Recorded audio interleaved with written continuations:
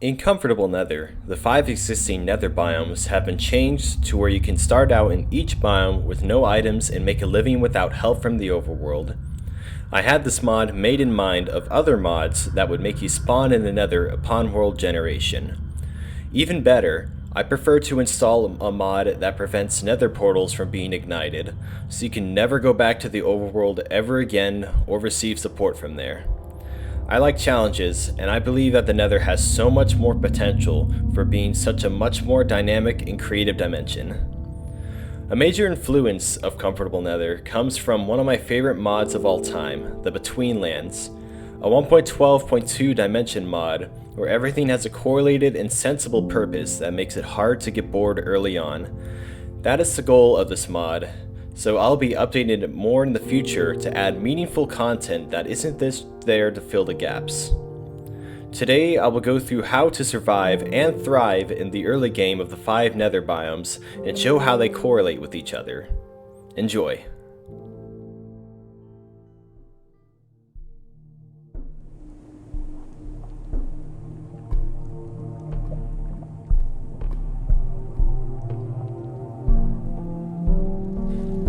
If using a mod that spawns you in the nether, you may end up in the middle of a Basalt Delta's biome, but the early game content here has you covered in escaping the biome in order to reach more sustainable ones.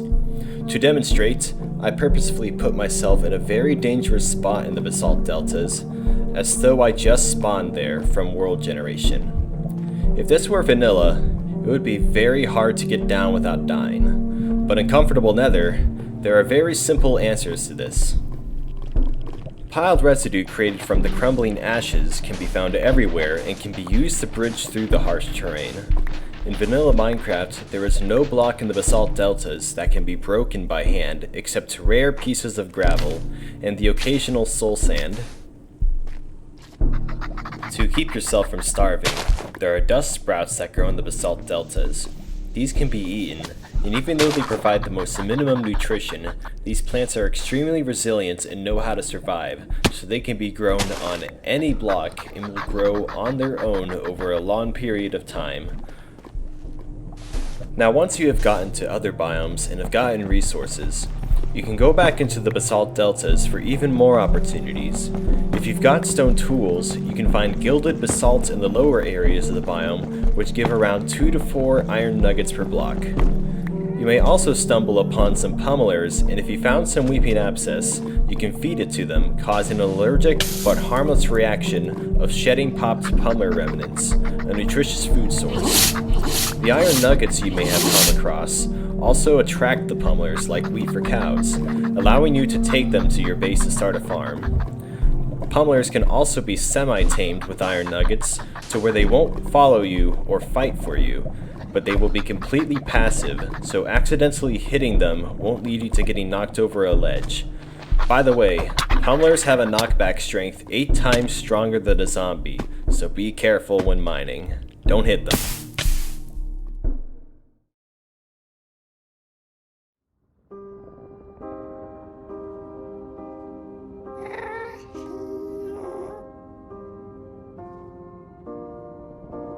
In vanilla, the nether wastes doesn't really have much to go with other than mushrooms, which are useless unless you get some wood in your hands. I have a creative and lore enhancing answer to that.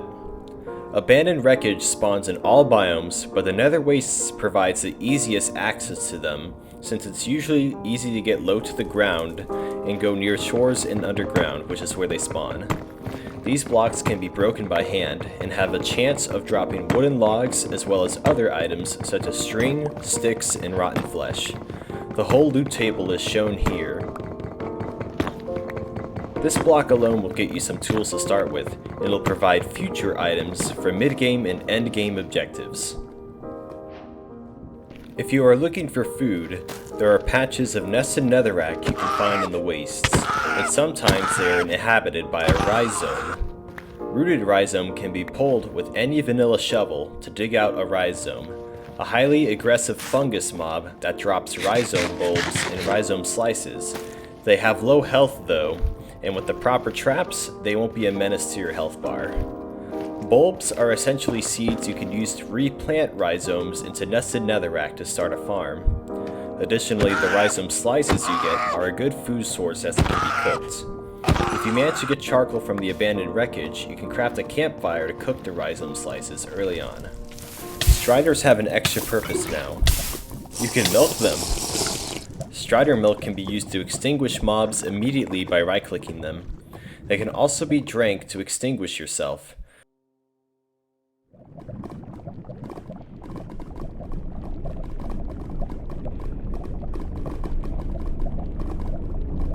I will get this one out of the way.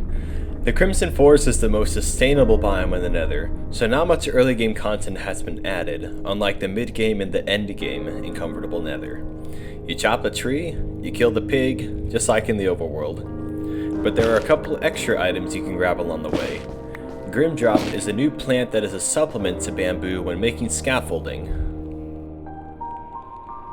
Additionally, you can find a block of Fuligo mold, which can be mined, but watch out because it might spawn in a Fuligan, a poisonous, aggressive creature.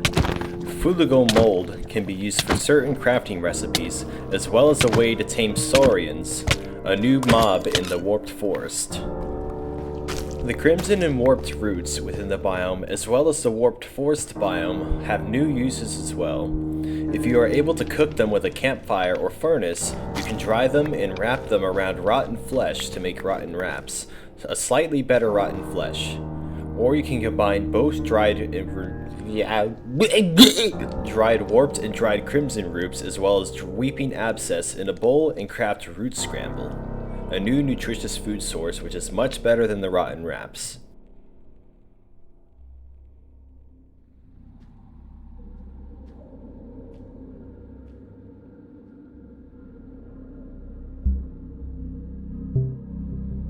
The Warped Forest is the easiest biome to start out in, but in the vanilla version, it has no food source. I do like the idea, whether intentional or not, because it does incentivize the player to venture out in other biomes for food. But no food is a little too steep, so I've added a little bit of food to the Warped Forest. I have added a new block inside Netherrack called Wall Creep.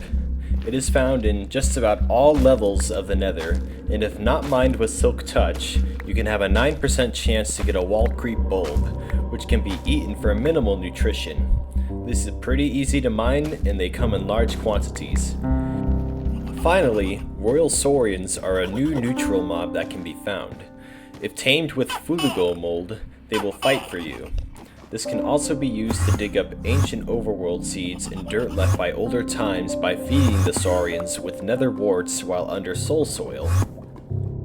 Tangleweed is a plant you can find in the Warped Forest that is poisonous to piglins, hoglins, and zombified piglins, as well as pigs from the overworld. This is a good way to combat them from your base if you have a hard time getting gold. This plant is good for farming hoglins as well, but do keep in mind that it does not kill the hoglins since it always poisons them. Additionally, excess tangleweed can be saved for advanced crafting with the ethereal table, an endgame block.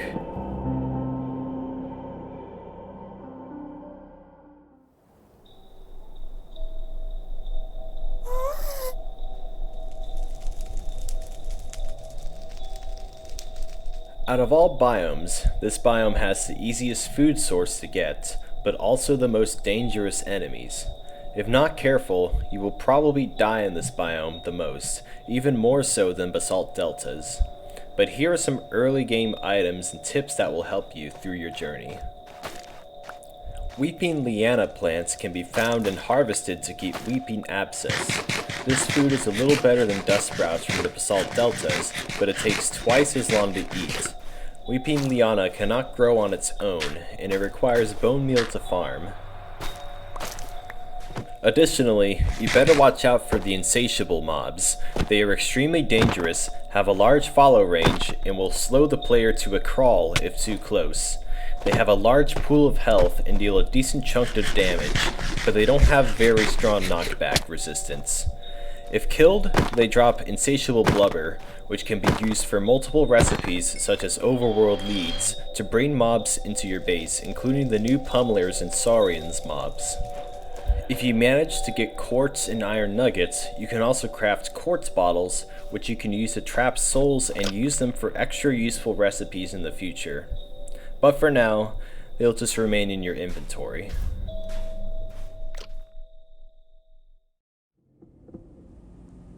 We have reached the end of the video, but this is barely scratching the surface of Comfortable Nether mod. I've only talked about the early game, and I am excited to talk about all other parts of the mod, including the late game, ethereal table crafting, soul catching, mogul trading, and much more. If you like this video, you can subscribe, like, or share, or you could possibly join the Patreon, but you're not obligated to. It's only $1 a month. $1 a month keeps the bungers amuck. Thank you for reaching to the end of this video, and I hope you have a good day. See you in the next one.